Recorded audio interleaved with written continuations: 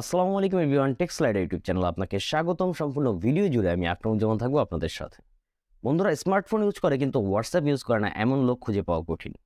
তো আপনি যদি হোয়াটসঅ্যাপ ইউজ করে থাকেন, হোয়াটসঅ্যাপের রিংটোনটি কিভাবে পরিবর্তন করবেন সে বিষয়টি আজকে দেখাবো। আশা করি ভিডিওটি আপনাদের ভালো লাগবে এবং ভিডিওটি শেষ পর্যন্ত দেখবেন। তো আমার চ্যানেলে নতুন হলে অবশ্যই আমার চ্যানেলটি সাবস্ক্রাইব করে রাখুন এবং ফেসবুকে দেখে থাকলে অবশ্যই আমার পেজটি ফলো দিয়ে রাখুন। তো চলুন চলে যাই মোবাইলের স্ক্রিনে, দেখাই কিভাবে হোয়াটসঅ্যাপের রিংটোন চেঞ্জ করবেন খুব সহজেই। বন্ধুরা, আমি কিন্তু মোবাইলের ডিসপ্লেতে চলে আসছি আপনাদেরকে দেখানোর জন্য যে হোয়াটসঅ্যাপের রিংটোন কীভাবে চেঞ্জ করতে হয়। তো অ্যাজ ইউজুয়াল প্রথমে যেটা করতে হবে সেটা হলো আমাদেরকে হোয়াটসঅ্যাপে চলে যেতে হবে। আমি যখন হোয়াটসঅ্যাপে টাচ করব, হোয়াটসঅ্যাপে চলে আসবো, তখন আমাকে ডান সাইডে উপরে 3 ডটে টাচ করতে হবে। 3 ডটে টাচ করে আমরা নিচে যে সেটিংস অপশনটা আছে আমরা সেটিংসে চলে যাব।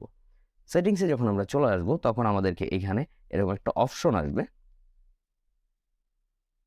তো এখানে আমাদের একটা অপশন আছে নোটিফিকেশন। তো আমরা নোটিফিকেশনে টাচ করে দিব।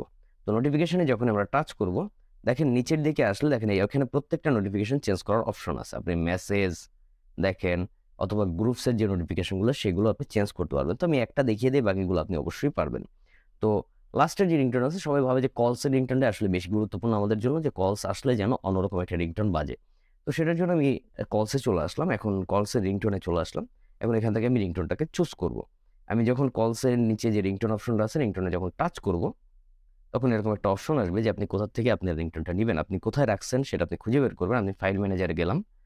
তো ফাইল ম্যানেজারে গেলে আমার এখানে 2টা ফাইল দেখাচ্ছে। আমি এখান থেকে একটা সিলেক্ট করে নিব। আপনার এখানে যতগুলো আছে আপনি ততগুলোই দেখাবে।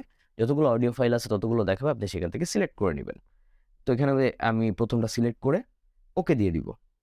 তো ওকে দিয়ে দিলেই কিন্তু আমার রিংটোনটা সিলেক্ট হয়ে গেছে। আপনি দেখতে পাবেন নিচে দেখেন আমার রিংটোনটা অলরেডি সিলেক্ট হয়ে গেছে। তো এই হলো সিস্টেম রিংটোন চেঞ্জ করার।